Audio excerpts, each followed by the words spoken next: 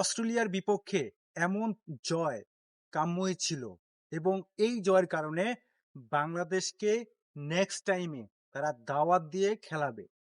23 বছর পর বাংলাদেশকে ইনভাইট করেছে অস্ট্রেলিয়া। এর আগে তারা 2003 সালে খেলেছিল বাংলাদেশের সাথে, সেই টেস্টে বাংলাদেশ হেরেছিল। তবে 23 বছর পর টেস্ট স্ট্যাটাস পায় বাংলাদেশ 2000 সালে, সেখান থেকে একবার মাত্র তারা খেলেছে এবং তাও আবার ফতুল্লার মাঠে। সেখান থেকে বাংলাদেশ ডারউইনে গিয়ে তাদেরকে হারিয়ে দিয়েছে, যেটা শ্রীলঙ্কা কখনো পারেনি, যেটা পাকিস্তান কখনো পারেনি।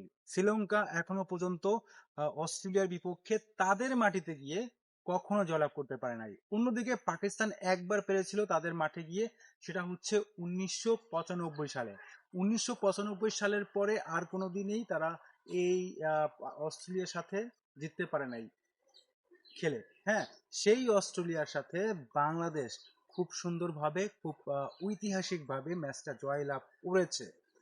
এখন তারা পরবর্তীতে ভাববে অ্যাডাম গিলক্রিস্ট, তারপরে হচ্ছে ডেভিড ওয়ার্নার, বাসিত আলী খান, এরপরে হর্ষা ভোগলে, এই যে কমেন্টেটররা, তারা কিন্তু প্রত্যেকেই বাংলাদেশকে অনেক অনেক নাম করেছেন, তাদের বাংলাদেশের প্রতি অনেক তারা মানে প্রশংসা ভাসাচ্ছেন। বাংলাদেশের টিমটা ইয়াঙ্গার টিম। বাংলাদেশের সাকিব, তামিম, মাশরাফি, হ্যাঁ, এরা নেই, কিন্তু একমাত্র মুশফিকুর রহিম ছিলেন। তারপর কিন্তু এই টেস্টটা বাংলাদেশ জিতেছে এই ইয়ঙ্গার তানজিদ তামিম, হাসান মাহমুদ, এদের কারণে। হ্যাঁ, সো এরপরে অস্ট্রেলিয়া, ইন্ডিয়া, তারা কিন্তু বাংলাদেশের সাথে না থাকতে পারবে না।